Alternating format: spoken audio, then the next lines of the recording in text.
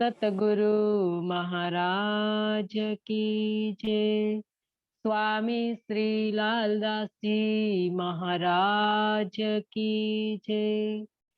वंदो सतगुरु चरण को, करु धनि प्रेम प्रणाम।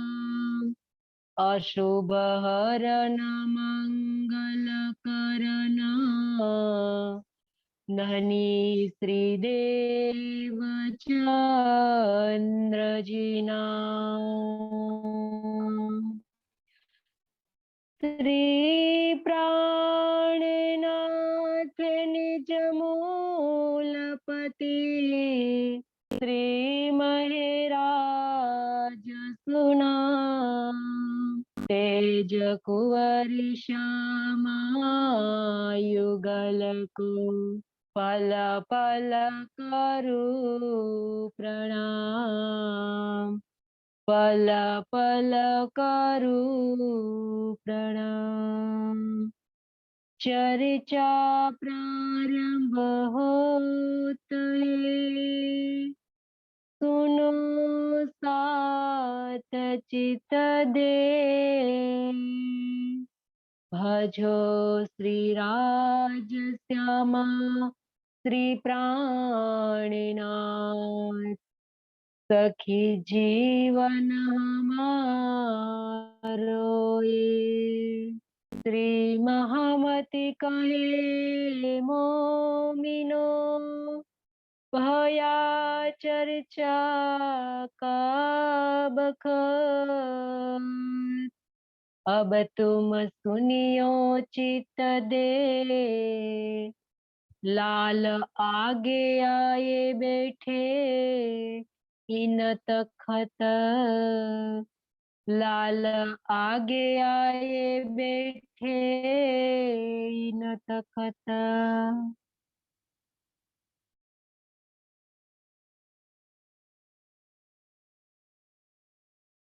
बोलिए श्री प्राणनाथ प्यारे की जय। आत्म संबंधी राजी महाराज के लाडले एवं प्यारे सुंदर साथ जी, आपके चरणों में मेरा कोटि कोटि प्रणाम। कल की बितक में धाम के धनी ने हरिद्वार का प्रसंग का वर्णन कराया कि किस प्रकार से हमारे धाम के धनी हरिद्वार के कुंभ मेला में सभी आचार्यों के साथ शास्त्रार्थ हुआ और कोई भी आचार्य श्री जी के प्रश्नों का जवाब नहीं दे पाए। तब सबने मिलकर श्री जी को अपनी पद्धति पूछी कि आप अपना संप्रदाय, इष्ट, गोत्र, शिखा, सूत्र ये सब आप बताइए। तब किस प्रकार से श्री जी ने सुंदर साथ जी ये पद्धति माहेश्वर तंत्र में दी गई है। ये पद्धति कोई आज संसार की नहीं है। जो धनी ने हरिद्वार के कुंभ मेले में जो पद्धति कही, वो अगम्य अद्भुत जो ज्ञान है उनके अंदर भरा पड़ा है, वो माहेश्वर तंत्र के अंदर दी गई है। सब पुराण संहिता में दी गई है। एक पद्धति का वर्णन किया था। तो सब सुनकर सबने निष्कलंक बुद्ध स्वरूप को स्वीकार कर लिया। और आखिरी जो दो निशानियां बची थी, ये निशानी भी सबने देख ली कि पूछ वाले जो तारे को देखा और एक मास जो क्षय हुआ था वर्ष में, तो ये भी 11 महीना का बरस था, तो ये भी देख लिया। तो सब प्रकार से बुद्ध निष्कलंक स्वरूप जाहिर हो गए और 1735 का वर्ष पूर्ण हुआ और बुद्ध निष्कलंक का जो शाखा शुरू हो गया वहां से। और सबने आरती भी उतारी, लेकिन जगत भयो अचेत। अपने अपने अहंकार लेकर सब माया में सो गए। कई शिष्य को लेकर आए हुए थे, तो अपने शिष्यों के आगे अपना अहम भाव नहीं छोड़ पाए और घेर आए हुए अक्षरातीत को ठुकरा दिया। तो वहां से ये ढक गया सबने, क्योंकि एक संसार के अंदर सब है। सोने का पात्र है संसार, और संसार के अंदर सत्य छिपा हुआ है। तो सबने स्वीकार किया, लेकिन कोई आचार्य ने स्वीकार नहीं किया। तो यहाँ बताया कि अब श्री जी हरिद्वार के कुंभ मेले में निष्कलंक बुद्ध अवतार जाहिर होने के बाद अब दिल्ली पधारते हैं, क्योंकि 4 महीने हो गए। तो 4 महीने के बाद हरिद्वार के इस महाकुंभ मेले से चलकर श्री प्राणनाथ जी दिल्ली पहुंचे, तथा सब सुंदर साथ उनके दर्शन को कितने दिन से चले गए थे धाम के धनी। तो सब ने श्री जी का दर्शन करके आनंद का अनुभव किया। और गरीबदास जो सब प्रबंधन का संपूर्ण उत्तरदायित्व निभाते थे, तो श्री जी उनको खानसामा कहकर बुलाते थे। तो अब विचार करने लगे कि साकुमार को जागृत करने के लिए क्या किया जाए। तब श्री प्राणनाथ जी ने सुंदर साथ की सुरक्षा को ध्यान में रखकर बच्चों, स्त्रियों और वृद्धों को किसी सुरक्षित स्थान पर रखने का निर्णय किया, क्योंकि ये पोहरा दज्जाल का था, कट्टर मुसलमान का पोहरा था। तो इनके अंदर कोई एक वक्त बार जो अगर कोई हाथ में आ जाता है हिंदू, तो औरंगजेब के दरबार में से कोई वापस नहीं लौटता है। तो इसी के कारण श्री जी ने सब प्रबंधन बड़ी अच्छी तरह से किया कि अनूप शहर आ गए। सबको लेकर श्री जी कहाँ आ गए? अनूप शहर आ गए, तथा वहां एक हवेली लेकर सबको ठहरा दिया। इसके बाद युवा सुंदर साथ को लेकर श्री जी वापस दिल्ली पहुंचे। दिल्ली में आकर श्री जी ने बिहारी जी को एक पत्र लिखा कि झागनी का जो भी कार्य किया था ये सब बिहारी जी को विदित किया, और अब विचार कर रहे हैं, और आशाजीत वकील को यहाँ बुलाया, क्योंकि इसके पहले आशाजीत वकील ने श्री जी के चरणों में आ चुका था। तो उनको मिलकर श्री जी ने उनके साथ विचार विमर्श किया कि मोहम्मद साहेब तथा नारायण की पहचान करा दी श्री जी, और हमारे सुंदर साथ ने उनको सब बातों से विदित किया कि कहाँ मोहम्मद साहेब की पहुंच है और कहाँ नारायण की पहुंच है। नारायण जहाँ शून्य निराकार में सपने में बने हुए हैं, इससे आगे बताया कि मोहम्मद साहेब नबी, नबी मतलब मोहम्मद साहेब, मोहम्मद साहेब ने हद बेहद को पार करते करके परम धाम में जाकर मूल मिलावे के अंदर राज्य का दर्शन किया, खुदा ताला का दर्शन किया था। तो ये सब बातें आशाजीत को बताते हैं। तो आशाजीत कहता है, पहचान कराई ना हमारे मोमिनों ने कि नबी की पहुंच कहाँ की तक है और नारायण की पहुंच कहाँ तक है। तो ये सुन के वो डर गया, मृत्यु से डर गया कि ये लोगों को मैं क्या कहूं। अभी तक तो मैं सिर्फ सुना था कि बिना सिर के मानव होते हैं, लेकिन आज मैंने देख भी लिया कि आप लोग क्या बात करने जा रहे हो, क्योंकि औरंगजेब बादशाह के दरबार में ये बात सुनाना मतलब मौत को सीधे निमंत्रण देना है। क्योंकि सुबह सुबह उठ के औरंगजेब बादशाह किसी हिंदू का मुख भी नहीं देखता है, और आप उनको ये बात कहने जाने की बात करते हो, तो आप तो बिना सिर के हो। यानी कि आपको कोई मृत्यु का डर ही नहीं है।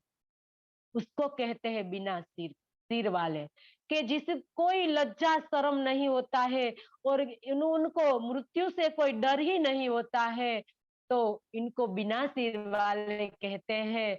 तो यहाँ असजित वकील ने कहा, आज मैंने देख भी लिया कि आप इस इस्लामी साम्राज्य में शरीयत की चुनौती देना, मौत को निमंत्रण देना है, तो मैं आपको इस कार्य में सहयोग नहीं दे सकता हूँ, क्योंकि मेरी तो कोई कल नहीं पड़ती है कि आप हिंदू होकर क्यों इतना मोहम्मद साहेब को आगे बताते हो। तो इसी कारण मैं आपको सहयोग नहीं दे सकता हूँ। तो यहाँ से हमारे मोमिन सुंदर साथ आशाजीत वकील को छोड़ देते हैं, और अब विचार करने लगते हैं कि उनके नजदीक का कोई व्यक्ति हमें मिल जाए तो इतने में शेख सुलेमान से बातचीत हो जाती है। और इसके पहले शेख सुलेमान श्री जी के चरणों में दो चार बार आ चुका था। तो श्री जी की कृपा से उनको लोहे से सोना बनाने की कला जानना चाहता था वो। उनको ऐसा लगता था शेख सुलेमान को कि इनके पास कोई ऐसी कला है, क्योंकि कई सुंदर साथ थे। अब दिल्ली में आ गए हैं, तो दिल्ली में ठट्ठे नगर के सुंदर साथ है, दिल्ली के हैं, सूरत के हैं, कई सुंदर साथ आ चुके हैं। तो उनको लगता था कि सब क्या करते होंगे उनके गुजरान के लिए। तो उनको लगता है कि श्री जी के पास कोई सोने बनाने की कला है, तो वो सोने बनाने की कला सीखना चाहता था। तो सुंदर साथ ने शेख सलेमान को लिखित में दे दिया। वो मांगने लगा कीमिया, सोना बनाने का कीमिया मांगने लगा सुंदर साथ पास। सुंदर साथ उनको पूछते हैं कि औरंगजेब बादशाह को हमारे साथ मुलाकात करवा दो। तो कई बहाना काटता था वो। तो हमारे सुंदर साथ उनको कहते हैं, उन्हें लिखित रूप में दे दिया कि यदि तुम औरंगजेब बादशाह से हमारी भेंट करवा दोगे, तो लोहे से सोना बनाने वाले तुम्हारे जो भी कीमियागर है, संसार में जितने भी कीमियागर है, वो सब तुम्हारे हुक्म पर चलेंगे। हिंदू और मुसलमान आपस में मिलजुल कर रहेंगे, क्योंकि आज औरंगजेब बादशाह ने जो तरकीब अपनाई है इमाम मेहंदी को खोजने की, वो गलत है। आज एक एक हिंदू को वो मारकर मुसलमान बना रहा है। ऐसे कोई मुसलमान नहीं बनता है। अगर आप उनको समझा कर उनको दीने इस्लाम को समझा देना चाहिए, तब जाके वो एक एक बात समझेगा, और वो अपना जो दीने इस्लाम सत्य धर्म जिसको कहा है, ऐसा नहीं है कि दीने इस्लाम यानी कि मुसलमान का धर्म नहीं है। दीने इस्लाम पूरे ब्रह्मांड के लिए आया है, पूरे संसार के लिए है। उनको कहते हैं सत्य धर्म। तो ये सब बातें अगर आप उनको बताओगे, तो आपके कुरान में जो भी बात बताई गई है उनसे आप उल्टा आचरण कर रहे हो। कुरान में कहीं नहीं लिखा है आप बकरे को काटो, आप हिंदू को मारकर आपको जन्नत मिलती है, ऐसा आप कहते हो कि कुरान में लिखा है। कहीं कुरान में नहीं लिखा है। कुरान ऐसा अल्लाह ताला जो बकरों की गर्दन काट कर खुश होता है, उनको क्या अल्लाह ताला कहते हैं? जो करुणा का सागर, जो जिसको परवरदिगार कहा है, जो करुणा का सागर है, प्रेम का सागर है, वो खुदा ताला कभी नहीं कहेगा कि मेरे को बकरे को चढ़ाइए। तो ये सब उल्टे अर्थ लेकर आप लोग भ्रमित हो गए हो। तो हम आपके ही कुरान से हम औरंगजेब बादशाह को सब बातें समझाना चाहते हैं। तो आप हमारी मुलाकात उनके साथ करा दीजिए। तब ऐसी बात हमारे मोमिनों ने कही और कहा कि अगर आपको मोहम्मद साहेब का दीदार करना है, तो आपको मोहम्मद साहेब का दीदार साक्षात हो जाएगा।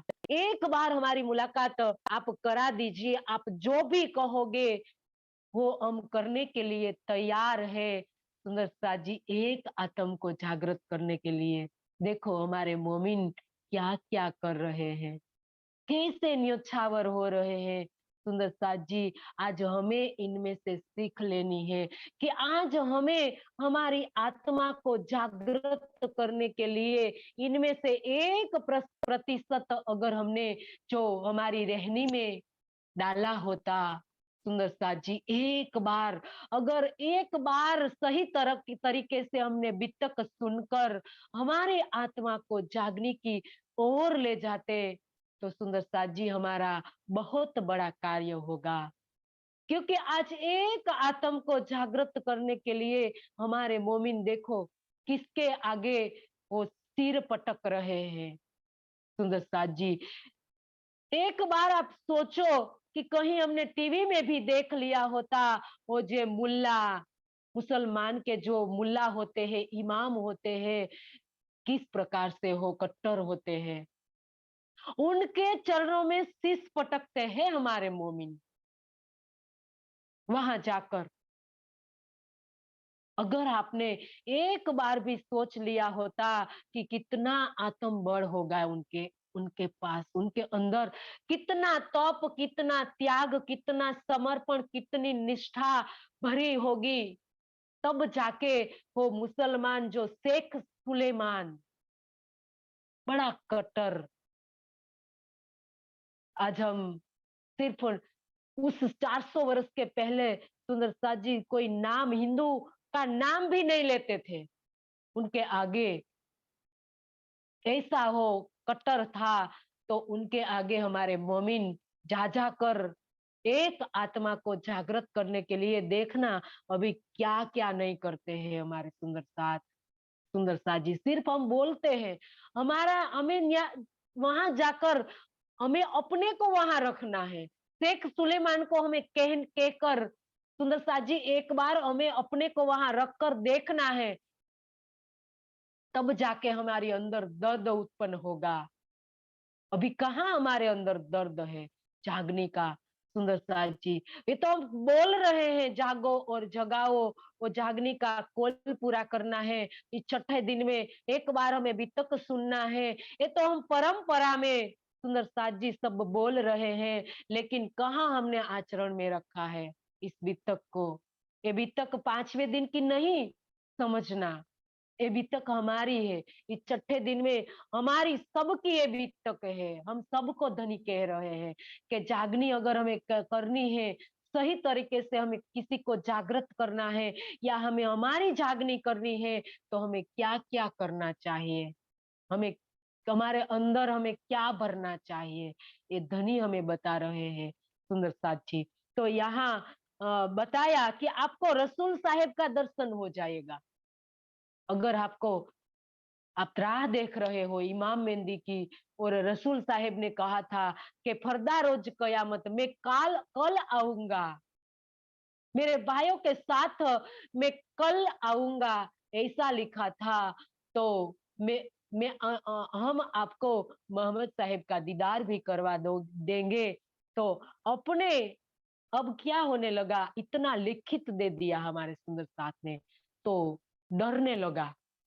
अपना डर अभी व्यक्त नहीं कर रहा है, लेकिन सुंदर साथ साफ देख रहे हैं कि वो डर गया है और डर अपना डर छिपाने लगा। और छिपाते हुए कहने लगा कि यदि बादशाह प्राणनाथ जी के चरणों में चला जाएगा तो इतने बड़े देश पर हुकूमत कौन करेगा। क्या कहा?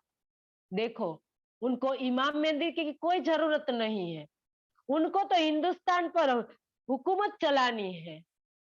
ये है संसार, ये है हमारी सोच, ये है हमारा सब ईमान। कुरान लेकर देखो उनका ईमान। क्योंकि औरंगजेब बादशाह इमाम मेहंदी को खोज रहा था और खोजने का तरीका गलत था। इसी के कारण वो सब हिंदुओं को मार मार कर काट कर वो खुश होता था। तो खोज तो रहा था, इमाम मेहंदी को ही खोज रहा था। अगर उनको पता चल जाए कि यही इमाम मेहंदी है तो वो उनके चरणों में चला जाए, तो उनके डर से शेख सलेमान बादशाह को बताने के लिए राजी नहीं हुए और कहा कि इतनी बड़ी जो देश है हमारा, बड़ी हमारी शरीयत चल रही है पूरे देश पर, हिंदुस्तान पर, क्योंकि मुगलों का शासन था, तो इसी के कारण उनकी चल रही थी। तो कहा कि अगर मुसलमान जो हिंदू के चरणों में, हिंदू के तन के अंदर आए हुए इमाम मेहंदी के चरणों में हो चला जाएगा तो हमारी तो शरीयत धूल में मिल जाएगी, तो शासन कौन करेगा। तो ऐसा कहते हैं और डरने लगा। तब सुंदर सास ने स्पष्ट रूप से उनको कह दिया कि हमारे श्री जी को दुनिया का राज्य नहीं चाहिए, वो तो निरर्थक है, वो तो स्मशान है, वो तो मिट्टी के समान समझते हैं। अगर कोई स्मशान में जाकर कोई कहे कि आप राज्य करो तो कोई करेगा। हमारे श्री जी इस दुनिया को फानी समझते हैं। इस फानी दुनिया का जो राज्य उनको नहीं चाहिए, उनको तो धर्म की बादशाही दी है हमारे धनी ने। परवरदिगार ने उनको तो धर्म की बादशाही दी है। इस संसार का बादशाह बन के क्या करेगा हमारे श्री जी, ऐसा साफ साफ कह दिया हमारे सुंदर साथ ने। तब ये बात सुनकर शेख सलेमान अधिक डर गया। ये तो ज्यादा डरने लगा कि अरे उनको तो शासन भी नहीं चाहिए दुनिया का। तो हिंदुस्तान का जो साम्राज्य भाई वो तो मिट्टी के बराबर मानते हैं। तो औरंगजेब से इनकी वार्ता जो हो जाएगी तब तो इस्लामी शरीयत के लिए खतरे की घंटी है। निश्चित हो गया उनको कि अब तो मिलाना ही नहीं है। अभी तो थोड़ा ही सोच रहा था, लेकिन अब जो हमारे मोमिनों ने कहा कि संसार की बादशाही उनको नहीं चाहिए, तब तो ज्यादा डर गया कि अब तो इमाम मेहंदी ही है, इसके अलावा कोई बात कह ही नहीं सकता। तो बादशाह को ये बात कहना मतलब हमारे शरीयत पर खतरे की घंटी है, तो नहीं बताई। तब श्री जी अब उनको छोड़ देते हैं सुंदर साथ। और यहाँ श्री जी लालदास और गोवर्धन भाई दोनों को आदेश देते हैं कि तुम दोनों मुल्ला के मस्जिद में जाकर मुल्ला को पूछो कि इनके कुरान में हमारे लिए क्या क्या साक्ष्य दी गई है। तो दोनों चले, मस्जिद में गए मुल्ला के पास और उनके साथ वहां जाकर बातचीत करने लगे। तो पता चला कि इन्ना आतेना सूरत सूरत के अंदर 1000 महीने से बेहतर रात्रि का वर्णन है। 1000 महीने की कोई रात्रि नहीं होती है, लेकिन संसार की रात्रि क्या 20 घंटे की भी नहीं होती है। लेकिन यहाँ लिखा हुआ था कि 1000 महीने की बेहतर रात्रि, और इस रात्रि में रूहें और फरिश्ते अपने परवरदिगार के साथ इस फानी दुनिया में आएंगे। यानी कि 1638 से लेकर 1722 तक 83 वर्ष पूर्ण होते हैं तो सुंदर साथ जी ये 1000 महीना की रात्रि कही है, क्योंकि 9 से 90 मास हुए रसूल को जब रूहल्ला मिसल गाजियो मोमिन उतरे तब। तो 1638 में जब मर्दों की जमात के साथ ईसा रूहल्ला आए तब से लेकर 1722 तक सुंदर साथ जी 83 वर्ष होते हैं। तो 1000 महीना होता है यहाँ, 83 वर्ष मतलब 1000 महीना, तो उनको 1000 महीना की रात्रि कही है। तो ये बात, और आगे लैलतुल कद्र की रात्रि बताई थी इनके अंदर कि 3 तकरार ब्रज रास और जागनी। लैलतुल कद्र मतलब सामर्थ्यवान परमात्मा की एक महिमा भरी रात्रि, एक लंबी रात्रि जिसके अंदर रूहे फरिश्ते अपने परवरदिगार के साथ इस फानी दुनिया में आने वाले हैं, ऐसी साक्षी सुनी। और आगे इना इंजुलना सूरत के अंदर होज कोसर तालाब का वर्णन था।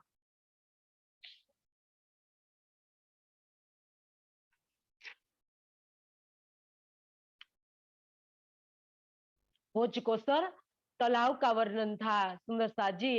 इसमें छांदोग्य उपनिषद के अंदर वर्णित मध्यम सर एक आनंदमय सरोवर लिखा हुआ है कि होज कोसर तालाब का वर्णन, और मंदियम सर जो होज करके लिखा हुआ है कुरान के अंदर, और जोय करके लिखा हुआ है।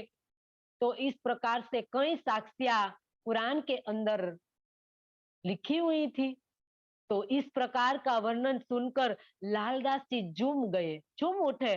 वो तो ये बात जब मुल्ला बताने लगा तो लालदास जी तो एक रस होके आनंद मग्न होके इतना झूम रहे थे, लेकिन गोवर्धन भाई के अंदर वही बैठ गया कि कुरान में जो साक्ष्या मिल जाने के पश्चात निश्चित रूप से औरंगजेब से वार्ता करनी पड़ेगी, और जिसका परिणाम क्या होगा, हम मौत को निमंत्रण देना है और श्री जी हमें ही भेजेंगे। क्या कहा वो अभी किसी को व्यक्त नहीं कर रहा है, वो मनोमन बोल रहा है कि अगर ये साक्षी हम श्री जी को बता देंगे तो वो हमें औरंगजेब बादशाह के पास भेजेगा, और औरंगजेब बादशाह के दरबार में जाना मतलब मौत को निमंत्रण देना है। तो गोवर्धन भाई ने अपना भय प्रकट कर ही दिया। सुंदर साथ जी लालदास जी को कहने लगे कि हमें श्री जी को एक कभी भी नहीं बताना है, क्योंकि कुरान में परम धाम की साक्षी है, ये बात हमें श्री जी को नहीं बतानी है।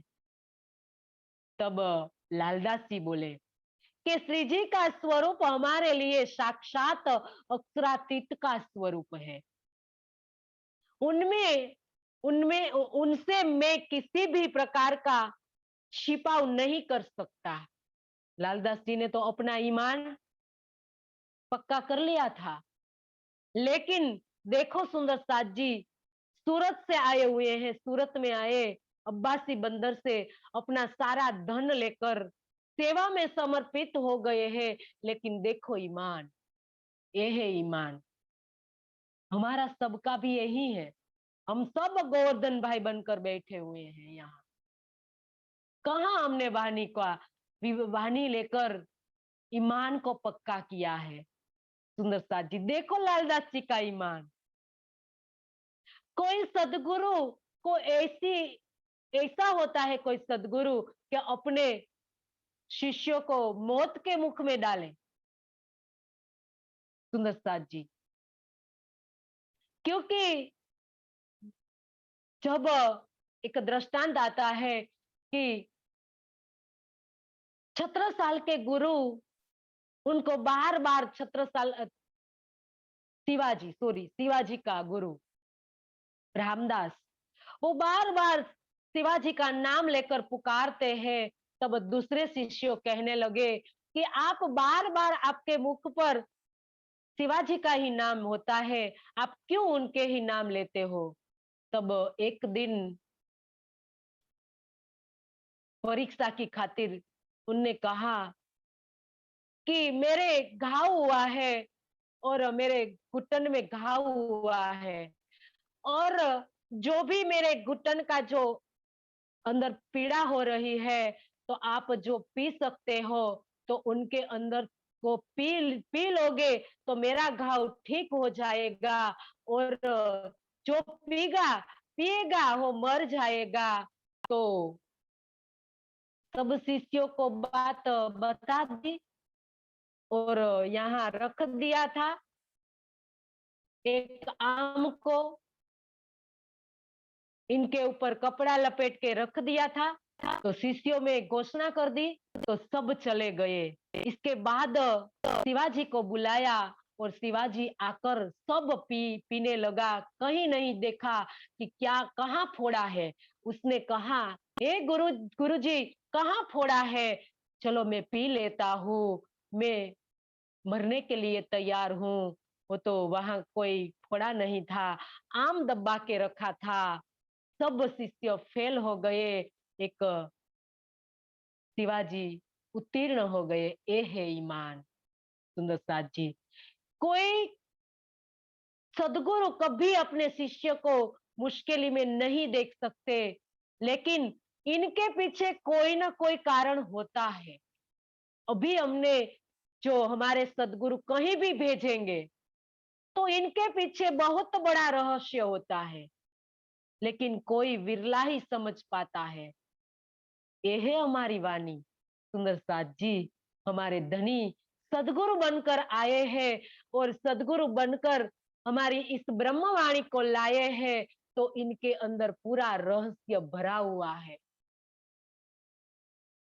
ये मोमिनों की परीक्षा धनी हमें अजमा रहे हैं।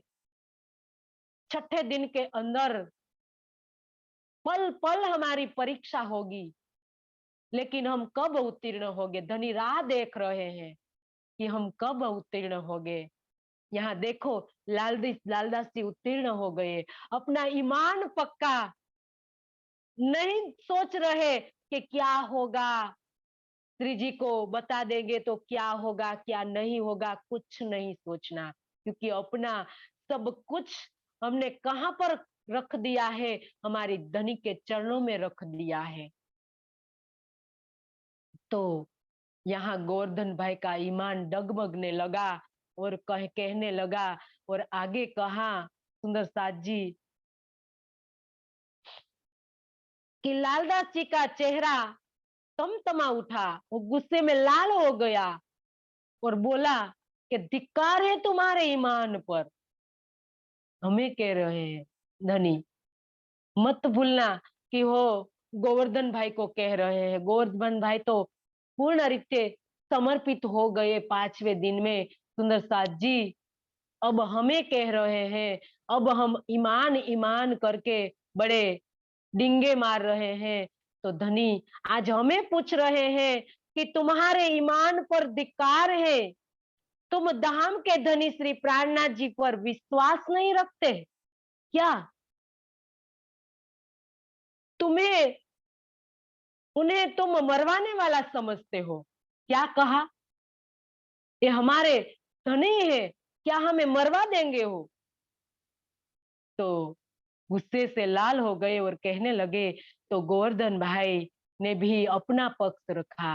वो कहने लगे सामने सामने अपनी सच्चाई को प्रकट करने के लिए, क्योंकि अपना ईमान गिर गया, तो अब खड़ा करने के लिए, सच्चाई साबित करने के लिए कहने लगा कि तुम्हारे मेरे ईमान पर आरोप लगाने का क्या अधिकार है? देखो सुंदर साथ जी, यदि मेरे दिल में ईमान नहीं होता, बता भी दिया सुंदर साथ जी, अगर मेरे अंदर ईमान नहीं होता तो मैं अब्बासी बंदर से यहाँ तक क्यों आता? दिखा दिया सब।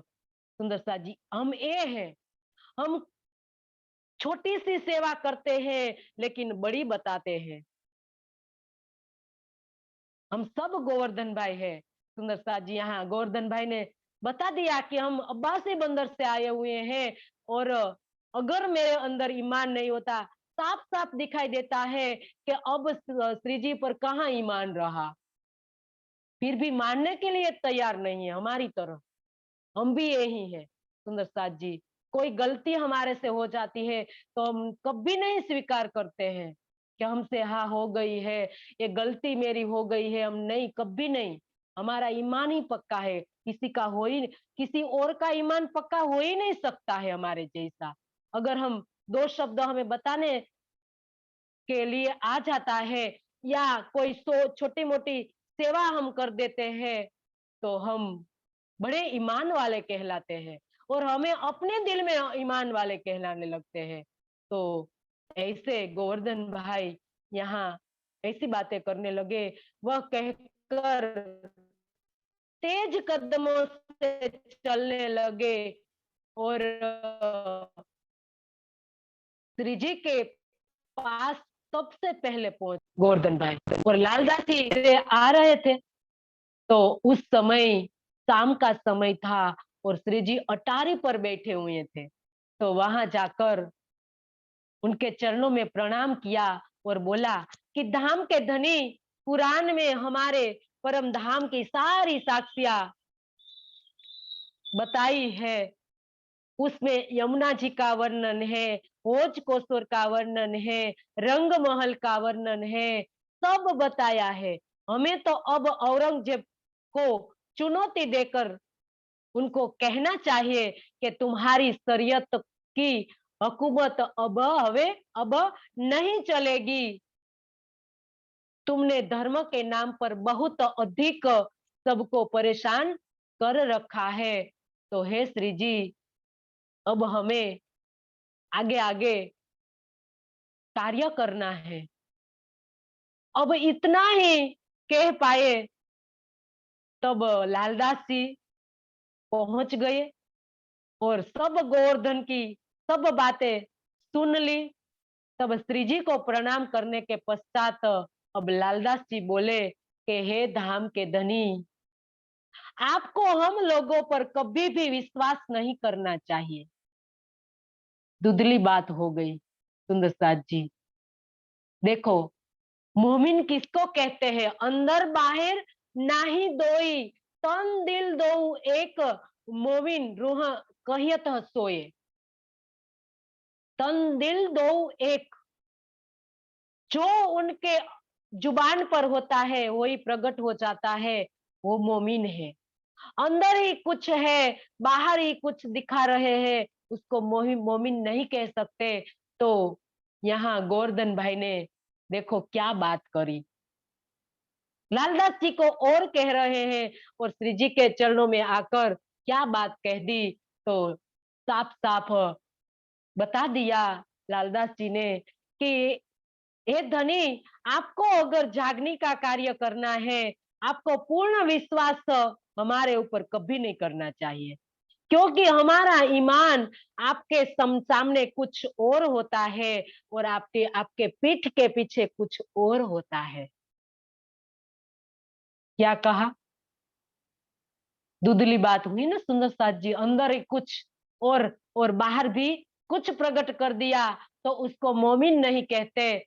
तो लालदास जी ने कह दिया, यह सुनते गोवर्धन जी का पारा सातवें आसमान में पहुंच गया, गुस्से में हो गया। उन्होंने कहा कि हे लालदास, यह आपका अहंकार बोल रहा है। क्या कहा? ये आपका अहंकार बोल रहा है, जो मात्र अपने को ही आप श्री जी पर ईमान रखने वाला समझते हो।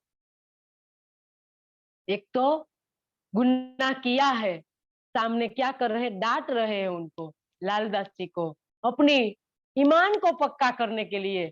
तो आप मुझे सबकी दृष्टि में गिराना चाहते हो, तो इसी प्रकार से आप अपने को जुलजुलाहट मानते हो। तो इस प्रकार से बातें सुनकर लालदास जी बोले, चोर की दाढ़ी में तिनका ही होता है। क्या कहा? चोर की दाढ़ी में तिनका ही होता है, मैंने कहीं आपका नाम नहीं लिया है। क्या कहा लालदास जी ने, मैंने कहाँ आपका नाम लिया है, आप अपने आप ही बता रहे हो सब बातें। तो ये बात हुई और गोवर्धन बोले कि नाम लेने या लेने न लेने से क्या होता है, आपके कहने का आशय मैं समझ गया हूँ। इस प्रकार की बहस दोनों करने लगे। तब श्री जी ने कहा, यह सुनकर श्री जी ने सुनते ही सुनसाद जी दोनों का झगड़ा सुनकर श्री जी ने कहा कि अपने मन में सोचा कि जिन पर मैं इतना विश्वास करता हूँ, यदि वे ही इस तरह धोखा देने वाले भावना रखते हैं तो जागनी कार्य कैसे बढ़ेगा। श्री जी को बहुत दुख हुआ, दोनों को आपस में झगड़ते हुए देखकर, क्योंकि अब बहुत बड़ा मोर्चा लेना है और अभी तो शुरुआत है। और शुरुआत के अंदर जब दो सुंदर साथ इस प्रकार से एक दूसरे का ईमान गिरा रहे हैं, एक दूसरे का विश्वास ही नहीं कर रहे हैं और एक दूसरे को धोखा दे रहे हैं, तो इस प्रकार से जागने का कार्य किस प्रकार से होगा। तो इस तरह चिंतन करते हुए श्री जी के मुखारविंद का इतना तेज छा गया, वो इतना बिजली चमकने लगी उनके मुखारविंद पर। जबराइल का जोश दिखाई देने लगा और किसी के भी पास इतना सामर्थ्य नहीं था कि यह श्री जी के मुख की तरफ देख पाता। सुंदर साथ जी, इतना चमक रहा था श्री जी का मुखारविंद। जबराइल का जोश ने जब प्रकट किया तो थोड़ी ही देर के बाद श्री जी ने हुक्म फरमाया, उतनी गंभीर वाणी में श्री जी ने सुनाया कि लालदास जी, मैं तुमको सभी धर्म ग्रंथों के भेद स्पष्ट करने की शोभा देता हूँ। सबको एक एक कार्य दे दिया, मेरे को कोई जागनी करनी ही नहीं है आज से। क्या कह दिया धनी ने कि हे लालदास जी, आप धर्म शास्त्रों को संभालो और इनके जो जो बातों मायना है वो आप प्रकट करो और सब सुंदर साथ को आप वाकिफ करो। भीम भाई तथा मुकुंद दास, तुम दोनों उदयपुर चले जाओ। कहाँ कहा उनको, क्या कहा, तुम दोनों उदयपुर जाओ। और उनको हुक्म की शक्ति दे दी।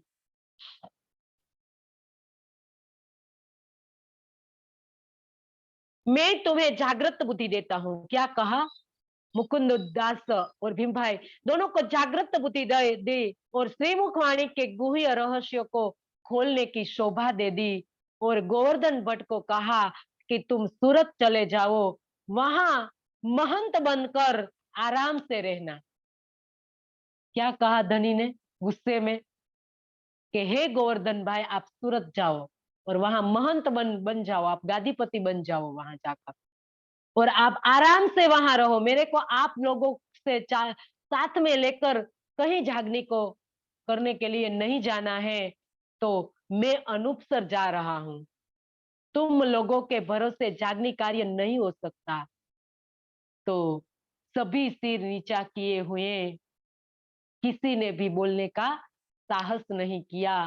सब अपने अपने कार्य जो भी दिया था वो लेकर चले गए और श्री जी अनूप शहर जाने लगे। तो आषाढ़ का महीना था और मूसलाधार बारिश बरस रही थी और श्री जी पोठी पर बैठकर, ऊंट गाड़ी पर बैठकर प्रातः काल ही अनूप शहर के लिए प्रस्थान किया। मार्ग में श्री जी को बार बार दस्त होने लगा। क्या होने लगा, अतिसार, दस्त होने लगा। शरीर की स्थिति बहुत नाजुक हो गई। तब मानिक भाई ने औषधि दी, लेकिन कोई फेरफार सुधार नहीं आया। तो उनका स्वास्थ्य और बिगड़ने लगा। तो बिगड़ते देखकर लालदास की पत्नी लालबाई डर गई, रड़ने लगी, रोने लगी और श्री जी से कहने लगी। तो श्री जी ने उनको सांत्वना दी, देते हुए कहा कि अभी इन तन में तन से लीला होनी बाकी है, मैं कहीं नहीं जाना हूँ, जा रहा हूँ। क्या कहा? लालदास लालबाई को लगा कि कभी आप धाम तो नहीं जाने वाले। तब श्री जी ने कहा कि मेरे तन से अभी और लीला बाकी है, मैं जब मेरे को जाना होगा तो मैं आपको आगे से बता दूंगा, अभी मेरे कहीं नहीं जाना है, आप इसकी चिंता मत करो। तो इस प्रकार से आवेश और जोश के द्वारा ब्रह्मवाणी का अवतरण का प्रारंभ हो गया। सुंदर साथ जी, ये है हमारी ब्रह्मवाणी, सनंद वाणी का अवतरण होने लगा। क्योंकि अब औरंगजेब बादशाह को जागृत करने के लिए जाना है, उनके ऊपर बैठी हुई साकुमार को जागृत करने के लिए जाना है। तो कुरान तो ये मुसलमान हिंदू को देते नहीं है, तो किस प्रकार से जागृत करे? तो सुंदर साथ जी, सनंद वाणी का अवतरण होने लगा। ये वाणी जब अवतरित होती थी तो श्री जी को बहुत कष्ट होता था। सुंदर साथ जी, ये धन लिया मैंने कसनी कर, देते मेरा जीव सकुचे। इंद्रावती ने कहा है वाणी में, हम ऐसे सहजता से लेकर बैठ गए हैं, हमें कोई कसनी नहीं पड़ी है। तो सुंदर साथ जी, इसीलिए हम इतना आसानी से उनको ले लिया है। लेकिन देखो, ये जब जब वाणी का अवतरण होता था तब बहुत कसनी पड़ती थी मरु राजा के जीव को। सुंदर साथ जी, क्योंकि ब्रह्मवाणी प्योर वाणी है, ये सोने के पात्र के बिना रह ही नहीं सकती है। क्योंकि सिंहन का दूध सोने के पात्र के बिना नहीं रहता। तो इसी के कारण अब ब्रह्मवाणी जब अवतरित होती है तो इसके लिए पात्र भी इतना कंचन जैसा होना चाहिए, प्योर होना चाहिए, तब जाके इस ब्रह्मवाणी का अवतरण होता है। तो ब्रह्मवाणी का जब जब अवतरण हुआ है तब तब श्री जी को बहुत कसौटी पड़ी हुई है। सुंदर साथ जी, इसीलिए तो वो बोली है कि देते मेरा जीव सकुचे, मेरे को इच्छा ही नहीं हो रही है कि मैं इस ब्रह्मवाणी को, इस संसार को दूं, क्योंकि देने के लायक ही नहीं है संसार। ये ब्रह्मवाणी क्या है इस नहीं समझ पाए संसार के जीव। ये तो सिर्फ एक धर्म ग्रंथ समझेंगे। आज हम कहाँ समझ पाए हैं ब्रह्मवाणी को। सुंदर साक्षी, बहुत कठिन है, बहुत, इनके लिए प्योर बनना चाहिए। सुंदर साजी, संसार में कोई वस्तु प्योर नहीं है, इस हमारी ब्रह्मवाणी के अलावा कोई वस्तु प्योर नहीं है। सुंदर साजी, ये वस्तु धनी ने हमारे हाथ में दे दी, भूल कर दी धनी ने, अब पछता रहे हैं वो, क्योंकि ये वस्तु लेकर आज हम संसार की नश्वर चीज मांग रहे हैं धनी के दरबार में जाकर। इसीलिए धनी अफसोस कर रहे हैं अब कि मैंने क्या दिया, तुम्हारे कोडी हाथ में से परी कर कर मैं तुमको हीरा दिया, लेकिन तुमके हीरा तो, एक हीरा को मुट्ठी में रखकर सबको कांच बताते हो, इनको तुम कांच का टुकड़ा समझते हो। एक कोहिनूर हीरा है, ये तो एक संसार का कोहिनूर हीरा के साथ हमने उनकी संगना दे दी। सुंदर साथ जी, इनके साथ भी हम नहीं दे सकते हैं, इस ब्रह्मवाणी को नहीं सरखा पाते हैं, क्योंकि हमारी ये ब्रह्मवाणी बहुत अमूल्य है, बहुत, कोई नहीं समझ पाएगा इस ब्रह्मवाणी को। इस ब्रह्मवाणी को ये समझेगा जिसने अपने जीव की बेखुदी को निकाल दिया है। वो समझ जाएगा, क्योंकि वो प्योर बनेगा, तब जाके इस ब्रह्मवाणी का एक एक गुड रहस्य हमारी समझ में आएगा।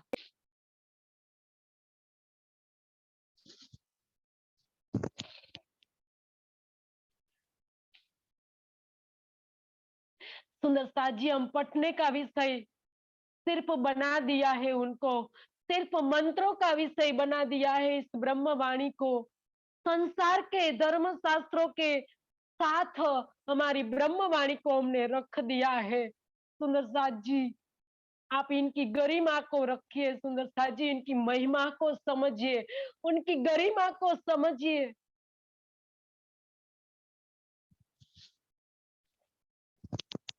क्योंकि हमारे दाम के धनी की पाग हमारे हाथ में है। जब न्याय की लीला होगी, तब किस प्रकार से सुंदर साथ जी हमारे धनी अपना मुख ऊंचा कर पाएंगे।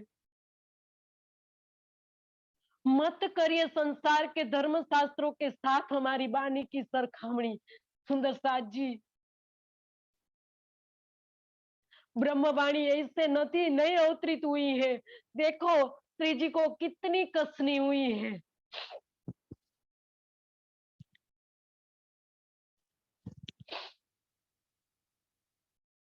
एक मंत्र नहीं बनाना है सुंदर साथ जी, एक मंत्र 4,000, 4,00,000, 4 करोड़ मंत्र अब हमें जपना है, तो ब्रह्मवाणी की क्या जरूरत थी।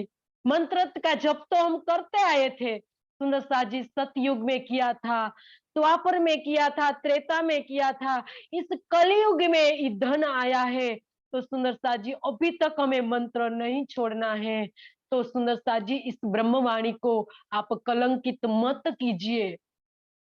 ब्रह्मवाणी को ब्रह्मवाणी बनकर रहने दीजिए, क्योंकि ये ब्रह्मवाणी है, वो सूर्य है मार्फत का, उनको कोई नहीं ढक सकता है सुंदर साथ जी। लेकिन मैं डरता हूं इन धनी ने, वाणी में इंद्रावती ने कहा है, मैं डरता हूं उन उमराहों से जो मेरी उम्मत को गुमराह करेगा।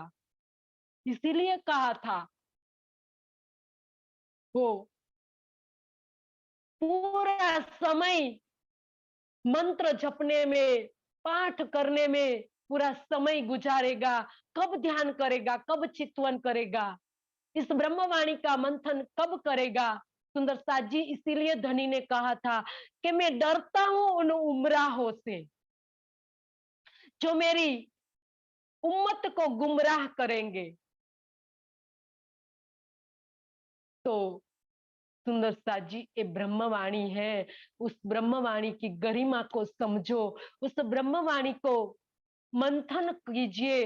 इस ब्रह्मवाणी को लेकर आप सिर्फ पाठ मंत्र या सिर्फ पारायण मत कीजिए सुंदर साथ जी, उनको चिंतन के धरातल पर ले जाकर आप प्राणनाथ की पहचान कीजिए, अपनी आप की पहचान कीजिए, और सबको एक समान देखिए।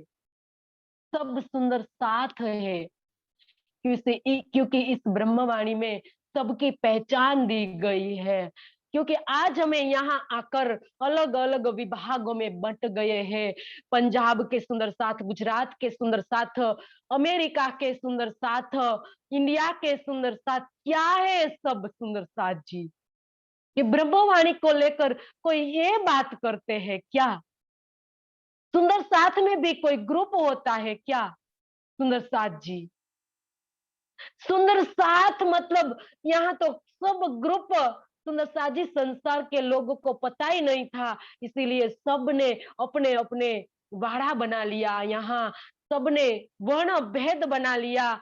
लेकिन सुंदर साथ जी, यहाँ हमें सब मिलेंगे, गुजरात वाले मिलेंगे, पंजाब वाले मिलेंगे, अमेरिका वाले मिलेंगे, और इंडिया वाले मिलेंगे, चाइना वाले मिलेंगे, लेकिन यहाँ हमें कोई परम धाम वाले मिलेंगे। तब जाके हम संसार में एक गुंज कर पाएंगे, क्योंकि यहाँ हम एक गुट में बट गए हैं सुंदर साथ जी। सुंदर साथ के अंदर भी हमने कई ग्रुप बना लिया है, और तुम हमारे वाड़ा में नहीं आ सकते हो, तुम हमारे ग्रुप में नहीं आ सकते हो। हम धनी को खुश करने के लिए जा रहे हैं, वाणी का मंथन करने के लिए जा रहे हैं, सहूर करते हैं। तो सहूर के अंदर हम सुंदर साथ को मना करते हैं। क्यों सुंदर साथ जी? सुंदर साथ कौन है? अगर हमने पहचान की होती कि सुंदर साथ ओलिया लीला दोस्त धनी के, आप जब वाणी का सहूर करते हो तो इसके अंदर ये चौपाई नहीं आती है। तब जाके हम कहते हैं कि तुम इजाजत के बिना हमारे ग्रुप के अंदर नहीं आ सकते हो। वो सुंदर साथ है, उनकी पहचान कीजिए। वो हमारे धनी का स्वरूप है, उनके अंदर हमारे धनी का स्वरूप देखिए सुंदर साथ जी। इसके बाद हम सहूर करने के लायक बनेंगे। वाणी का सहूर करते हैं हम। सहूर को क्या आपने धर्म ग्रंथ का सहूर मान लिया है? सहूर किसको कहते हैं, इसकी व्याख्या भी सुंदर साथ जी आपको समझी होती तो भी हम कभी सुंदर साथ को नहीं कहते कि तुम्हें हमारे ग्रुप के अंदर कभी नहीं आना चाहिए हमारी इजाजत के बिना। तो क्योंकि हमने ब्रह्मवाणी को नहीं समझी है, नहीं समझ पाए हैं, ये दर्द ही हमने नहीं लिया है कभी इस ब्रह्मवाणी के अवतरण का। तो यहाँ ब्रह्मवाणी का, सनंद वाणी का अवतरण हुआ सुंदर साथ जी।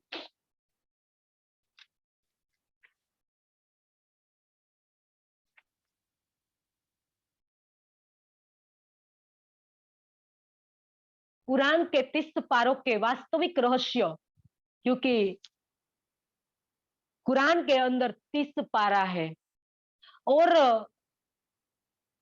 12 प्रकरण सुंदर साथ जी कलश के अंदर अवतरित हो गया। कलश के अंदर जो भी वेद के मायने बताए हुए हैं, तो 12 वेद का अनुलक्षी के अनुलक्ष्य में रखकर प्रकरण अवतरित हुआ और 30 कुरान के पारे को दृष्टि में रखकर 30 प्रकरण और 12 प्रकरण ऐसा करके 42 प्रकरण सुंदर साथ जी सनंद ग्रंथ का अवतरण हुआ।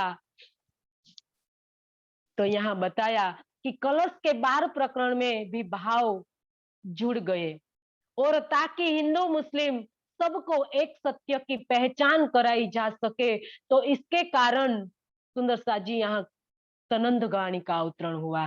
क्योंकि मुसलमान कुरान तो किसको भी नहीं देते और हिंदू के जिनको नापाक कहते हैं, जो कोई कुरान शब्द बोले या खुदा शब्द बोले तो ऐसा कहते हैं कि तुम नापाक हो। तो इसी के कारण धनी ने सनंद वाणी के अंदर कुरान का भेद खोलकर सरलता से बता दिया कि कुरान में क्या लिखा है। अब हमें कुरान पढ़ने की जरूरत नहीं पड़ेगी, क्योंकि सब तो धनी ने सनंद में दे दिया।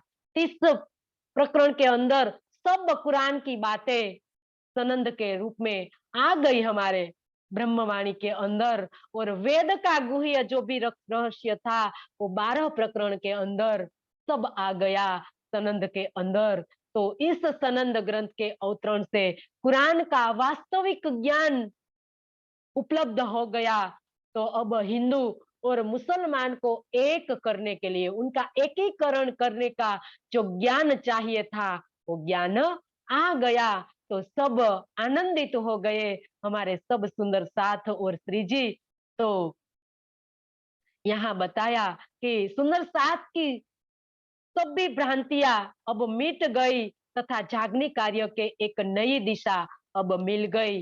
तो अनूप शहर में श्री प्राणनाथ जी ने शेख बदल भाई को बुलाया, क्योंकि अनूप शहर में वो अवतरित हुआ है सनंद ग्रंथ।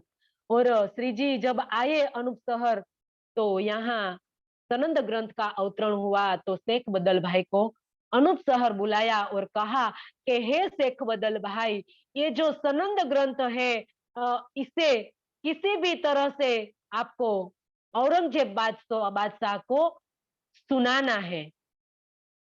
तो जो सनंद ग्रंथ अब अगर वो सुन लेगा तो निश्चित है कि उसकी आत्मा जागृत हो जाएगी, क्योंकि इसमें कुरान के अनसुलझे रहस्यों का बहुत सरल तरीके से समझाया गया है तथा इस्लाम के शरीयत पक्ष को हटाकर सबको कल्याणकारी रूप में प्रस्तुत किया गया है। तो इसी के कारण सब सरल हो गया। तो शेख बदल भाई को आज्ञा करी और शेख बदल भाई वहां से अपने सिर पर लेकर सनंद ग्रंथ को लेकर चले। वहां जाकर औरंगजेब बादशाह को पैगाम देने के लिए अब बड़े उमंग से जा रहे हैं, क्योंकि किसने हुक्म दिया है सुंदर साथ जी? हमारे धनी ने हुक्म फरमाया है। देखो, इस वाणी हुक्म का स्वरूप है। तो इस वाणी के अंदर हमारे धनी जो जो भी कह रहे हैं, ये हमारे धनी कह रहे हैं। तो आज शेख बदल भाई धनी का हुक्म मानकर विदा हुए और कहाँ गए? तो मस्जिद में गए और मस्जिद में जाकर वहां शुक्रवार का दिन था। तो मुसलमान शुक्रवार को जुमे के दिन कहते हो। और जुमे का दिन मतलब सुंदर साथ जी, हमारे छठे दिन में जुमे का दिन क्या है? चितौनी। चितौनी को जुमे का दिन कहा है। शुक्रवार के दिन सब उम्मत एक साथ इकट्ठी होगी, क्योंकि बहुत महत्व है। मुसलमान शुक्रवार को बहुत महत्व देता है। उनके कुरान में लिखा है कि जुम्मे के दिन सब उम्मत एक साथ इकट्ठी होकर अपने परवरदिगार को मिलेगी, ऐसा लिखा है। तो इसी के कारण ये चितौनी हमारी जुम्मे की नमाज है। हमें कहाँ नमाज करनी है सुंदर साथ जी? हमारी नमाज क्या है? हमारी रोजा क्या है? हमारी जकात क्या है? हमारी जारत क्या है? ये सब हमें इस ब्रह्मवाणी से समझनी है।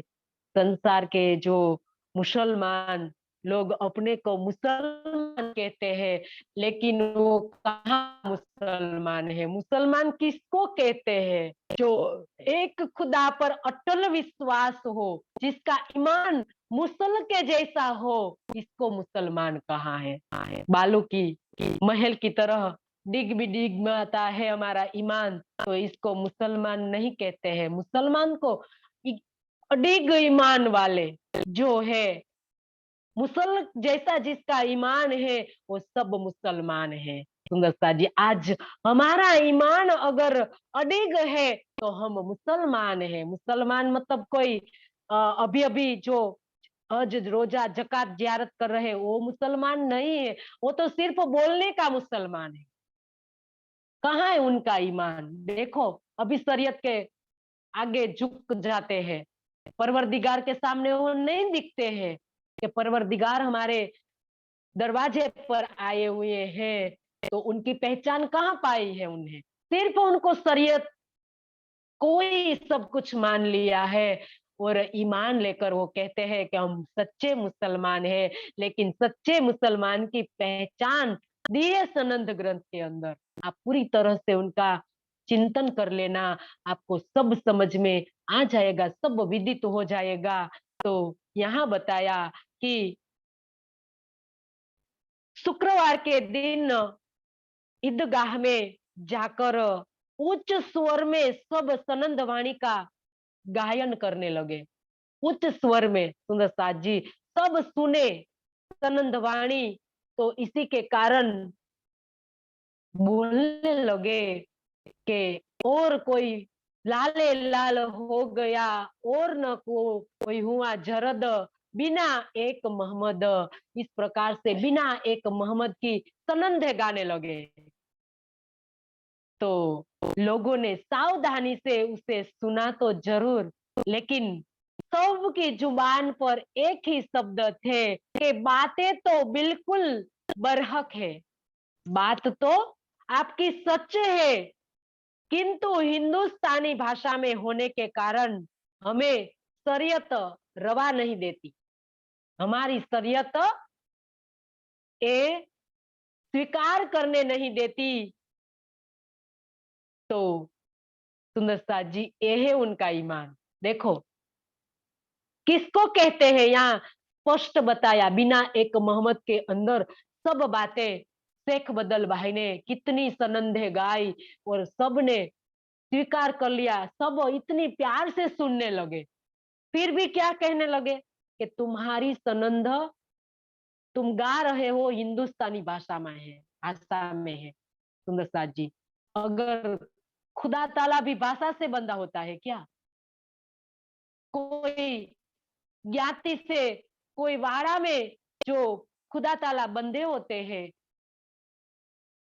परम धाम खुदा ताला और से अजीम, वहां कोई शब्द ही नहीं है। लेकिन यहाँ ये लोग कह रहे हैं कि हिंदुस्तानी भाषा में है तो मैं हम इनका इजाजत, शरीयत उनकी इजाजत नहीं देती है स्वीकार करने की, तो हम इसका स्वीकार नहीं कर सकते हैं। तब शेख बदल भाई उनको कहने लगे कि जैसे किसी ने उन्हें अंदर ही अंदर झकझोर दिया, अंदर आत्म मंथन करने लगे, टीस उठी उनके अंदर से और कहने लगे मनो मन, क्या इसके लिए शरीयत अल्लाह ताला से भी बटकर है? उनकी शरीयत क्या कहा, उनकी शरीयत को ये क्या मानते हैं? अल्लाह ताला की खोज कर रहे हैं लेकिन अल्लाह ताला की पहचान नहीं कर पाते हैं। शरीयत के अंदर इतने गलतान हो गए हैं, इतने मग्न हो गए हैं और शरीयत को ही सब कुछ मान लिया और उनके द्वार आए हुए अल्लाह ताला को ठुकरा दिया। तो क्या खुदा और इनका उसका धर्म कुछ विशेष भाषा और विशेष वर्ग का की दीवारों में कैद रहता है? क्वेश्चन करते हैं मनोमन शेख बदल भाई के कोई भाषा से खुदा ताला बंधा होता है, कोई वर्ग में बंधा होता है खुदा ताला? तो यदि इन्हें अक्षरातीत की इस बानी पर इसीलिए विश्वास नहीं किया कि हिंदुस्तानी भाषा में है, तो इनकी संकुचित बुद्धि पर मुझे दया आ रही है। शेख बदल ने कहा कि क्या उनकी सोच है। तो सुंदर साथ जी यहाँ बताया कि महत्वपूर्ण बात है कि सूर्य की धूप केवल बर्फ को ही पिघला सकती है, काले पत्थर को नहीं। सिर्फ गर्म कर सकती है, पिघला सकती नहीं है। तो काले पत्थर तो धूप से और अधिक काले हो जाते हैं, क्योंकि वो काले पत्थर है, उनके मुख और कान में मोहर लगी हुई है, वो सुनकर भी अनसुना कर देते हैं। तो इसी के कारण उन्हें नहीं स्वीकार किया। 2-4 दिन के पश्चात श्री जी अनूप शहर से दिल्ली आए और शेख बदल भाई को बुलाया और सब वृत्तांत उनको पूछा। तब शेख बदल भाई ने कहा कि धाम धनी, मैंने दरगाह में जाकर सबको सनंद वाणी को सुनाया, लेकिन इन लोगों के अंदर कुफ्र है। क्या भरा हुआ है उनके अंदर? कुफर भरा हुआ है उनके अंदर। दज्जाल ने बैठक बना रखी है, अज्ञानता ने बैठक बना रखी है, तो इसको अल्लाह ताला से कुछ भी लेना देना नहीं है, ये मात्र नाम के ही मुसलमान है। सुंदर साथ जी, हमने पहला ही कह दिया कि सिर्फ नाम के मुसलमान है। मुसलमान को इसको कहते हैं जिसका ईमान इडग हो, वो मुसलमान है। लेकिन वो तो नाम के मुसलमान है, ये हिंदी भाषा में कुछ भी सुनने के लिए तैयार नहीं है। तो पुनः श्री जी ने लालदास जी और गोवर्धन भट्ट से कहा कि तुम दोनों शेख सुलेमान के पास जाकर बातचीत करो। सुंदर साथ जी एक बार छोड़ दिया शेख सुलेमान को, वापस श्री जी कहते हैं कि आप वापस उनको पकड़ो, शेख सुलेमान को जाकर आप उनके साथ बातचीत करो, क्योंकि सनंद ग्रंथ आ गया है। तो विश्वास सुंदर शाह जी बढ़ गया, क्योंकि अब सनंद से हम सबको समझाएंगे। श्री जी को लगता है कि वे दोनों शेख सुलेमान के पास गए और सारी बातें उनको बताई, लेकिन उसके मन में खोट थी। वह तरह तरह के बहाने बताने लगा। क्या करने कहने लगा कि तुम लोग धोती पहनते हो, तुम लोगों ने कुर्ता पहना है, तो कई बार वेशभूषा का बहाना देता है, तो कई बहाना देता है, कहता है कि बादशाह आपकी इस वेशभूषा से आपको नहीं मिलेंगे। तो कभी कहता है कि आज मिलाऊंगा, कभी कहता है कल मिलाऊंगा। तो इस प्रकार से टाल मटोल करता रहा। तो कहीं 2 महीने बीत गए। कितने महीने बीत गए? 2 महीने बेकार में, व्यर्थ में व्यतीत हो गए।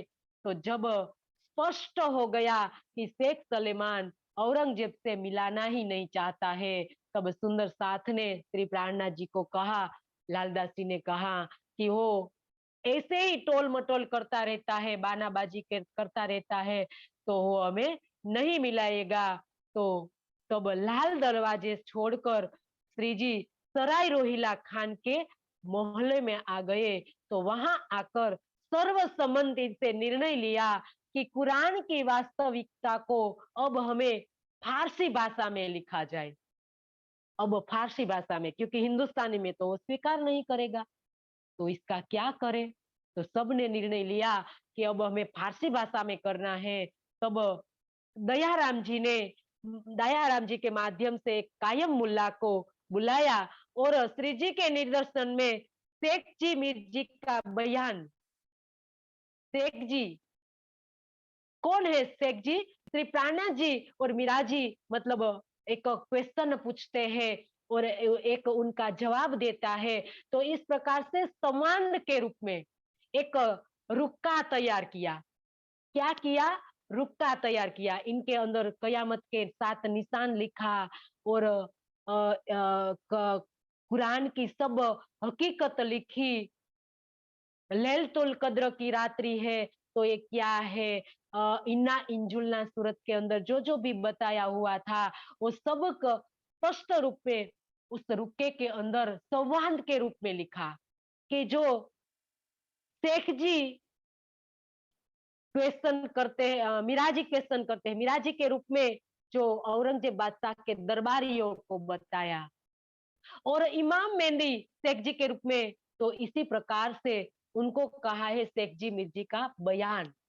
तो यहाँ इस ऐसा रुक्का तैयार किया फारसी भाषा में और उनकी जिल्द बनाई। क्या किया? उनकी जिल्द बनाई और जिल्द बनाकर अब सोचा कि औरंगजेब बादशाह के सभी नजदीकी लोग तक पहुंचाया जाए और शरीयत की दीवारों से अपना सिर टकराने वाले भला सत्य को क्यों स्वीकार करते? सुंदर साथ जी, देखो यहाँ क्या क्या हमारे सुंदर साथ कोशिश कर रहे हैं। एक आत्म को जागृत करने के लिए, सिर्फ एक साकुमार को जागृत करने के लिए हमारे सुंदर साथ क्या क्या कर रहे हैं। तो औरंगजेब के जो गुरु शेख निजाम, तो सुंदर साथ कई दिनों तक उसके यहाँ गए, लेकिन न तो उसमें उच्च आध्यात्मिक भावना थी, न उनके अंदर कोई कार्य, कोई रुचि थी इमाम मेहंदी को स्वीकार करने की, कुरान का मायना जानने की उनके अंदर कोई रुचि नहीं थी। तो अब उनको छोड़ दिया और चांदनी चौक में सूरत का एक सौदागर रहता था।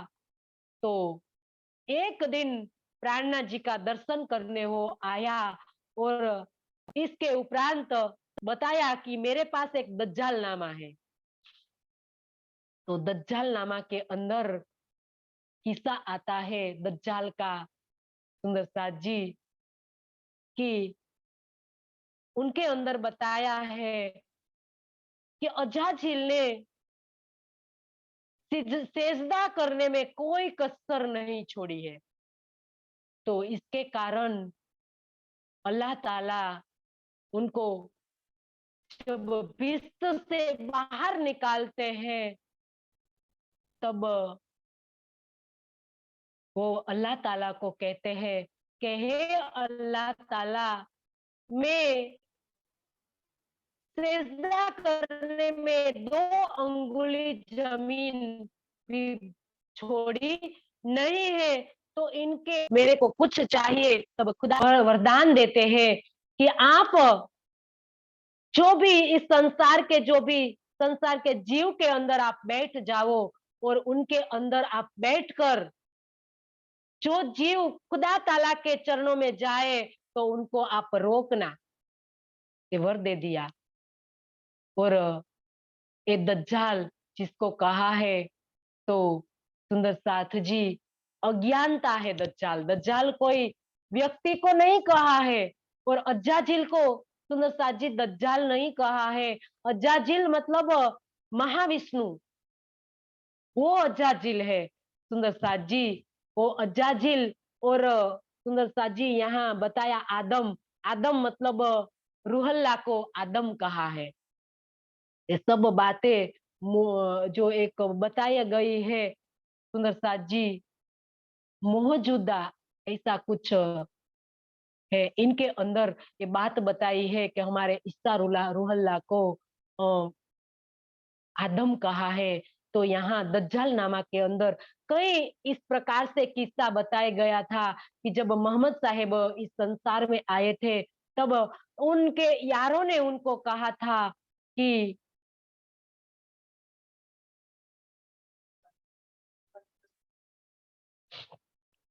दज्जाल नामा के अंदर सुंदर साथ जी कई ऐसा अजाजिल का एक कई प्रकार के किस्सा का वर्णन इनके अंदर आया है। तो दज्जाल नामा यहाँ एक ग्रंथ, मुसलमान का जो एक ग्रंथ है, वो सूरत के सौदागर ने कहा कि मेरे पास है।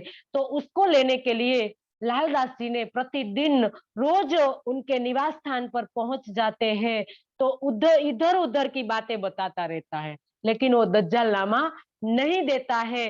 तो कई दिनों तक उनके घर हमारे सुंदर साथ गए, तो आखिरकार क्या कहा, उन्हें स्पष्ट मना कर दिया और कहा कि मेरे पास तफसीरी हुसैनी है, दज्जाल नामा तो मेरे पास नहीं है, लेकिन मेरे पास तफसीरी हुसैनी है। तो लालदास जी ने पूछा कि इसमें क्या वर्णन है। तब उस व्यापारी ने उत्तर दिया कि कुरान का फारसी भाषा में अनुवाद है। हमारी जो टिक्का होती है ना सुंदर साथ जी वाणी की, जो ब्रह्मवाणी, रास, प्रकाश, खटरुति, और इनकी टिक्का होती है, उनका अर्थ सही तरह से मायना बताया गया होता है। तो उसी प्रकार से कुरान का सही तरह से उनका मायना बताया गया है। तो उनको कहते हैं तफसीरी हुसैनी। तो तफसीरी हुसैनी के अंदर कुरान का मायना बताया गया है। तो अंत में लालदास जी ने उनको कहा कि हमें ये चाहिए, ये तफसीरी हुसैन हमें चाहिए। तो लालदास जी उसके यहाँ 4 बार गए। कितनी बार गए? 4 बार गए, लेकिन वो हमेशा ही कोई न कोई बहाना बनाता रहता था। अंत में लालदास जी ने निराश होकर कह दिया कि हे धामधनी, वह देना ही नहीं चाहता है, इसीलिए मेरे प्रतिदिन जाने पर कोई न कोई बहाना आगे से वो घड़ लेता है, क्योंकि झूठी बहानाबाजी अधर्म है। यहाँ बताया किसी आगे हमें बहाना नहीं बताना चाहिए, क्योंकि अधर्म की निशानी है। शालीन भाषा में कहीं कही हुई स्पष्टवादिता ही कल्याणकारी होती है। तो अगर हमें नहीं देना है, तो स्पष्ट रूप से हमें कह देना चाहिए कि मेरे पास नहीं है। अगर मैं नहीं देना चाहता हूँ, लेकिन बहाना बताए रहना, ये कहाँ की शालीनता है। तो अब दयाराम जी वहां बैठे थे, तफसीरी हुसैनी की बात सुन रहे थे। श्री जी उनको कह रहे थे, निराश हो गए कि अब दज्जाल नामा तो नहीं दिया, तफसीरी हुसैनी नहीं दी। तो बहुत दुख लगा। उनको कि क्या कहे हम उस मुसलमानों को, तो इस शास्त्र भी देने के लिए तैयार नहीं है। तो वहां दयाराम बैठे थे, तो दयाराम ने ये बात सुनी और कहा कि हे श्री जी, इस दिल्ली के चप्पे चप्पे से मैं परिचित हूँ और इस दिल्ली वाले लोगों के पास से किस प्रकार से कार्य को निकालना है मैं सब जानता हूँ। मैं आपको तफसीर हुसैनी लेकर आपके आगे आगे हाजिर कर दूंगा। तो श्री जी ने उनको कहा, हुक्म किया कि आप तफसीर हुसैनी शीघ्र लेकर ले आइए। तब आज्ञा समझकर, श्री जी की आज्ञा मानकर दयाराम जी चल पड़े और एक व्यापारी के पास गए वो, क्योंकि दयाराम जी भी एक व्यापारी थे। तो उनको पता था कि दूसरे व्यापारी के पास से जो कोई चीज हमें लेनी है तो किस प्रकार से हम ले सकते हैं, तो सब जानते थे। तो उनका व्यापारी बाहर के भी मुसलमान से हुआ करता था उनका व्यापार। तो उर्दू बाजार में जहां तफसीरी हुसैनी बिकती थी वहां वे पहुंच गए और दिल्ली से बाहर के एक मुसलमान व्यापारी का नाम लेकर उन्होंने पुस्तक विक्रेता से कहा कि मेरे कोई बाहर गांव वाले व्यापारी को ये चाहिए, तो आप मुझे मंगवा दीजिए। तब मंगवा दी। तो दुकानदार ने कहा कि 40 रुपये की आएगी। तो दयाराम ने कुछ छूट उनको कही कि मेरे को 2 रुपया कम करके आप दे देना। तब उस व्यापारी ने 38 रुपये की ये तफसीरी हुसैनी दे दी। तो दयाराम अब चलते तफसीरी हुसैन लेकर बड़े प्रसन्न होकर श्री जी के पास आए और श्री जी के कर कमलों में तफसीरी हुसैनी सौंप दी। तब श्री जी उसे देख कर बहुत खुश हुए। अब मुल्ला कायम अल्लाह ने तफसीरी हुसैनी को पढ़ना शुरू किया। अब तफसीरी हुसैनी समझ में तो आएगी नहीं, तो इसके कारण शेख बदल भाई को कहा, दयाराम भाई को कहा कि इसका सरल तरीके से हमें समझाए। उस कायम मुल्ला को बुलाए लाए और कायम मुल्ला को बुलाकर अब लाए और श्री जी को सुनाने लगे। तो सुनाना शुरू किया।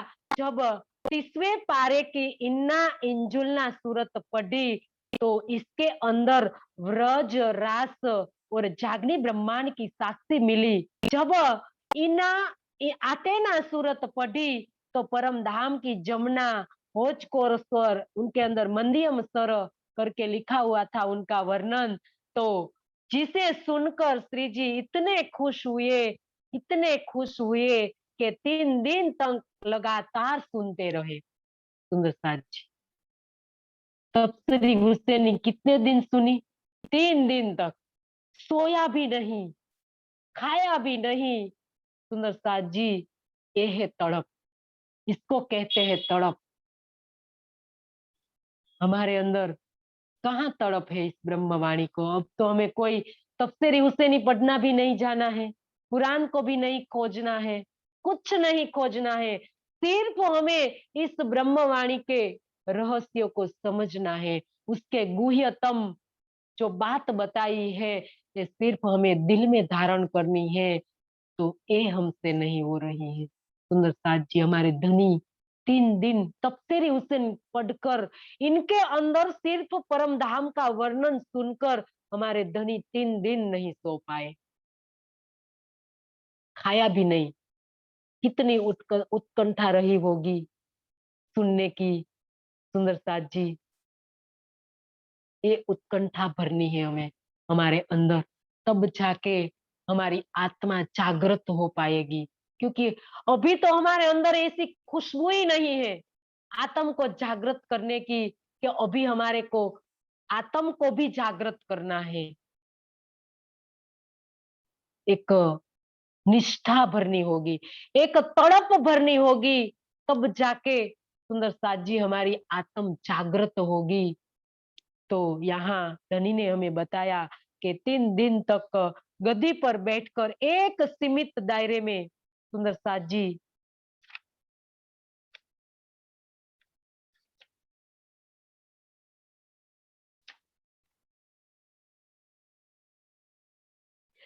तीन दिन तक खाए पिए बिना वो सुनते रहे।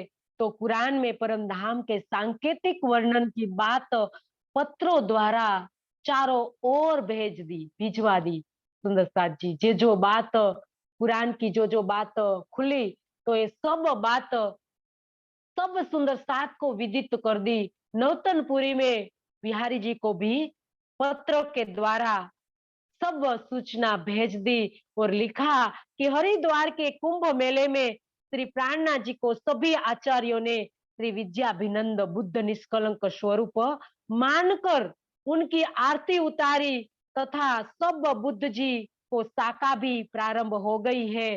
तो सुंदर साथ जी ये सब बात विदित कर दी बिहारी जी को।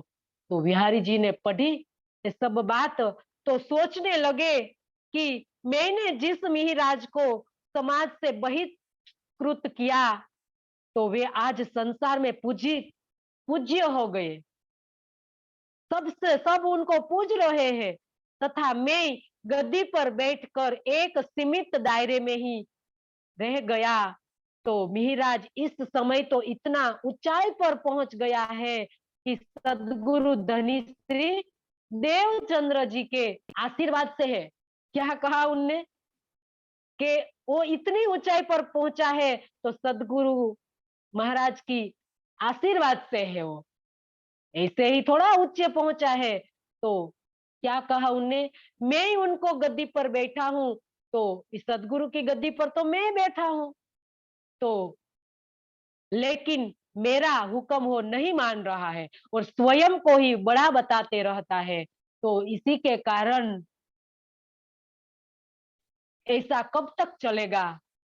तो दोनों तरफ से लाभ देखा कि मेहराज से विरोध कर लेने से तो कोई लाभ नहीं होगा, लेकिन शालीनता से उनके साथ मिल जाने से जागने का कार्य भी चलता रहेगा और आवक भी होती रहेगी।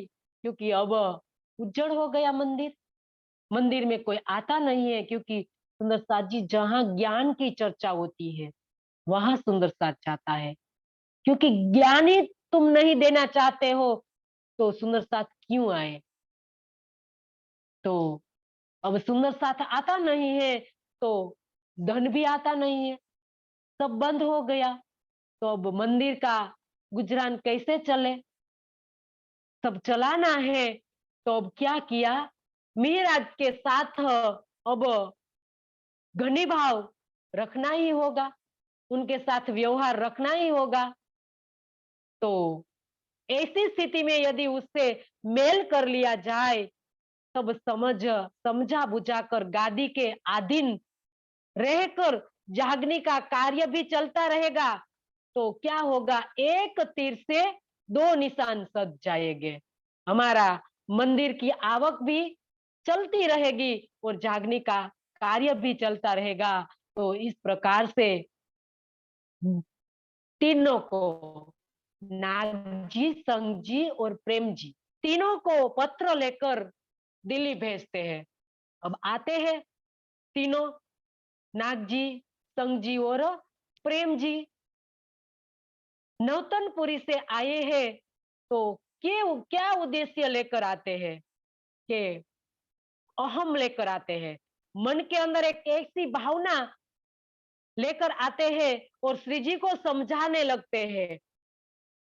क्या समझाते हैं कि हम नौतनपुरी में से जो सदगुरु की गादी से हम आए हैं, ऐसा एक अहम लेकर खुद अपने को बड़ा बताने लगते हैं कि हम नौतनपुरी से हम तीनों आए हैं और दिल्ली में सराय रोहिल्ला खान की हवेली में आकर श्री जी से उनका मिलाप होता है और इसके पश्चात उनकी बातचीत प्रारंभ हो जाती है। और उनके मन में एक अहम अहम भरा हुआ था, अभिमान था कि हम श्री मिहिराज जी के गुरु स्थान से आए हैं। क्या अहम था उनके अंदर मिहिरराज, क्या कहा? अभी पहचान नहीं है। और जाहिरी से उनको देख रहे हैं और अपने को बड़ा बताते हैं कि हम मिहिरराज के गुरु स्थान से आए हैं, इसीलिए हम सबके पूज्य हैं। और श्री जी से बातचीत करते करते जोश में कहने लगे कि हे मिहिराज, आप भी यह मानते हैं कि सदगुरु धनी श्री देवचंद्र जी के अंदर अक्षरातीत ने लीला की है, तो आपके पास जो भी ज्ञान है, जो भी भंडार है, वह सदगुरु महाराज की कृपा से है। तो सदगुरु धनी श्री देवचंद्र जी की गादी पर इस समय बिहारी जी विराजमान है, तो इन्हें इन्हीं के स्वरूप माने जाएंगे। आपको दाम धनी किसको मानना होगा? बिहारी जी महाराज को आपको दाम धनी मानना होगा। आपको श्री बिहारी जी महाराज की छत्र साया में रहकर जागनी कार्य करना चाहिए। शिखामण दे रहे हैं तीनों, क्योंकि लेटर लेकर आए हैं और बिहारी जी महाराज ने उनको बड़ा चढ़ाकर भेजा है और कह रहे हैं बड़ी बातें उनको बिहारी श्री जी को, कि आपको इनके अधीन रहकर उनकी छत्र छाया में रहकर जागने का कार्य करना चाहिए, ताकि गादी स्थान की महिमा भी बढ़ती रहे। उस समय प्राणनाथ जी ने कुछ नहीं कहा, चुपचाप सुनते रहे। सुंदरसाद जी मोमिन है, परम धाम की ब्रह्मात्मा है, कुछ नहीं कहा और सुनते रहे। जब चर्चा का समय आया तो उनके मुखारविंद के अमृत की रसधारा बहने लगी।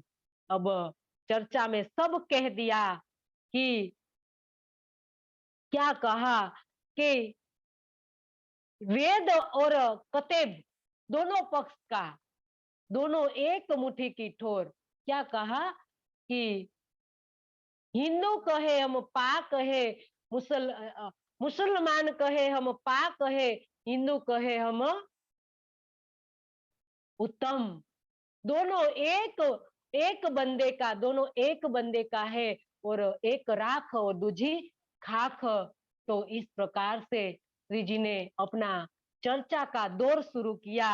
और वेदों में कहा गया है कि भाषा भेद में, भाषा भेद से कतेब ग्रंथों में भी इस प्रकार की बात बताई गई है कि सदगुरु धनी श्री देवचंद्र जी ने तारतम ज्ञान से जिस सत्य को दर्शाया है, तो मोहम्मद साहेब ने भी कतेब ग्रंथ के अंदर उस सत्य को दर्शाया है।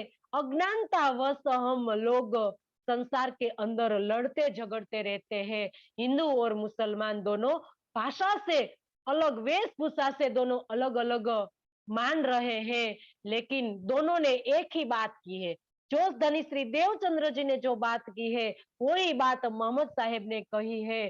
तो इस प्रकार से वेद और कतेब दोनों ग्रंथ एक ही बात, सत्य को जाहिर कर रहे हैं। तो सुंदर साथ सहित प्रेम जी, नाग जी और संग जी आश्चर्यचकित हो गए, मंत्र मुग्ध होकर चर्चा सुन रहे थे। तो अचानक विचित्र दृश्य दिखाई दिया। क्या देख रहे हैं कि श्री जी के अंदर उनको सदगुरु का दर्शन होने लगा। सुंदर साथ जी चर्चा कर रहे हैं श्री जी, तो वो तो अपनी आंख मसलने लगे कि हम क्या देख रहे हैं, कि कोई सपना तो नहीं देख रहे हैं क्या? सदगुरु दिखाई देने लगा। तो एक बार ऐसा लगा, दूसरी बार, तीसरी बार, 3 बार सदगुरु का दीदार किया, तब जाके पुनः उन्हें सदगुरु धनी श्री देवचंद्र जी को ही देखा।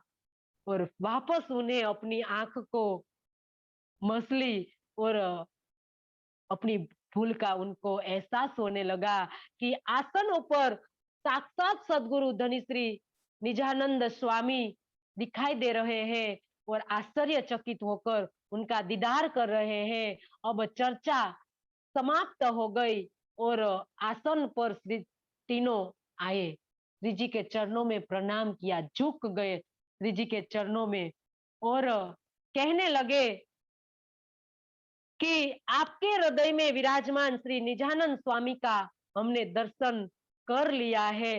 अब हम सब सुंदर साथ को पत्रों द्वारा बताएंगे कि अब तक हम भूल में थे कि अब तक हम नौतनपुरी की गादी के अंदर सदगुरु को मान बैठे थे, लेकिन वहां जड़ गादी के अंदर हमारे सदगुरु नहीं है। हमारे सदगुरु तो श्री जी के अंदर विराजमान है। तो उन्हें स्वीकार कर लिया और सबको पत्र के द्वारा सब गांव गांव के अंदर सुंदर साथ को लिख कर भेज दिया कि नौतनपुरी की गादी के अंदर सदगुरु की बैठक नहीं है, सदगुरु की बैठक श्री जी के अंदर है। तो इस प्रकार से 22 दिन तक वहां रहे। तो वहां देखा उन्होंने कि शेख बदल भाई, नागजी भाई सब साथ में खाना खा रहे हैं। और नौतनपुरी में तो एक कुछ देखा नहीं था ऐसी कोई बात, क्योंकि कतब परंपरा का जो जो बात है, कुरान की बात नौतनपुरी में होती नहीं थी और बिहारी जी कोई चर्चा नहीं करते थे। तो बहुत वर्गों के अंदर सब बट गए थे। तो मुसलमान को अलग दृष्टि से देखता था। तो यहाँ तो सब साथ में खा रहे हैं।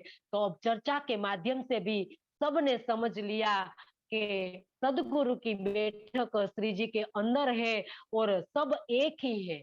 हिंदू और मुसलमान अलग नहीं है, सब एक है। तो यहाँ सबको मिलजुल कर देखते हुए सबको विश्वास आ गया। तो 22 दिन तक सब देखा और 22 दिन तक सब साथ में रहे। तो प्रेम जी को तो इतना विश्वास आ गया।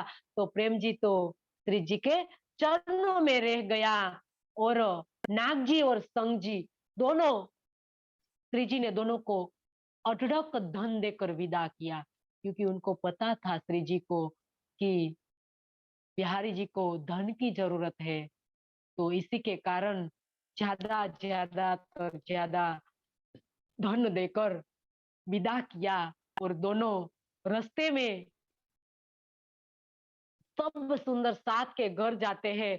तो वहां दुधली बात करते हैं सुंदर साथ जी, क्यों देखो धनी के चरणों में जब तक थे तब तो पूरा विश्वास आ गया था, लेकिन जब धनी के चरणों को छोड़कर गए तो वापस दज्जाल ने अपनी बैठक बना ली और दुधली बात करने लगे।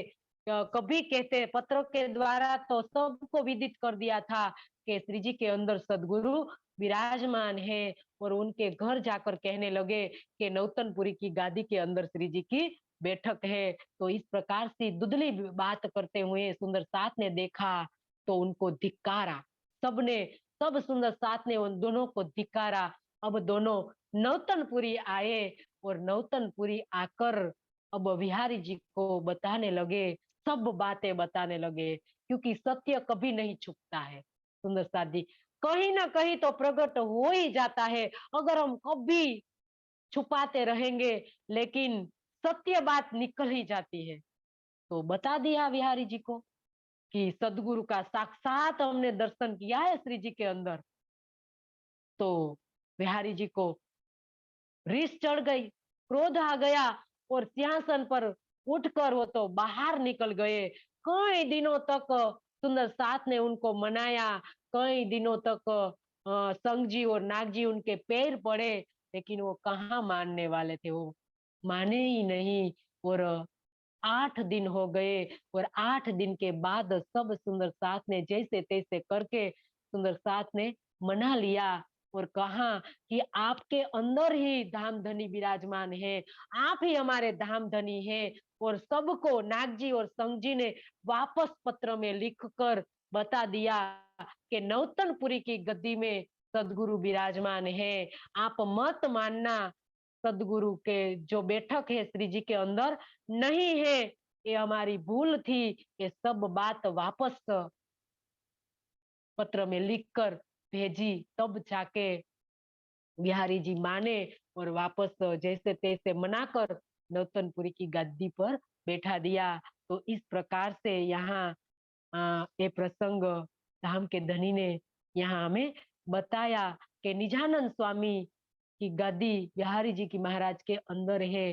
तो इस प्रकार से सुंदर साथ जी यहाँ गद्दी पर बैठ गए और सब अपने अपने कार्य में लग गए। और आगे अब सराय रोहिला खान की हवेली के अंदर इस गहन मंत्रणा होने वाली है।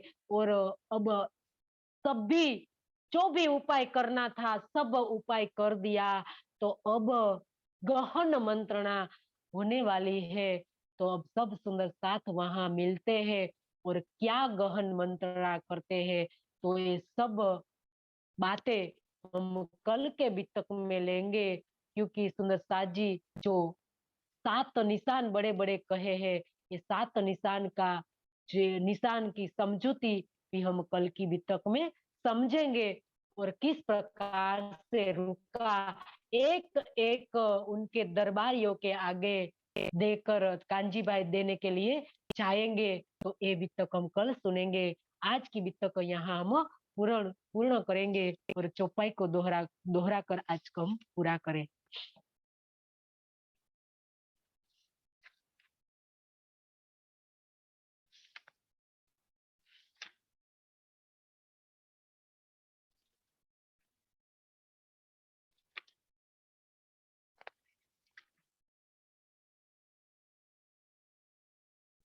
ए आए दिलहीन ने सराय रोहिला खान, एक दावा ले बैठे।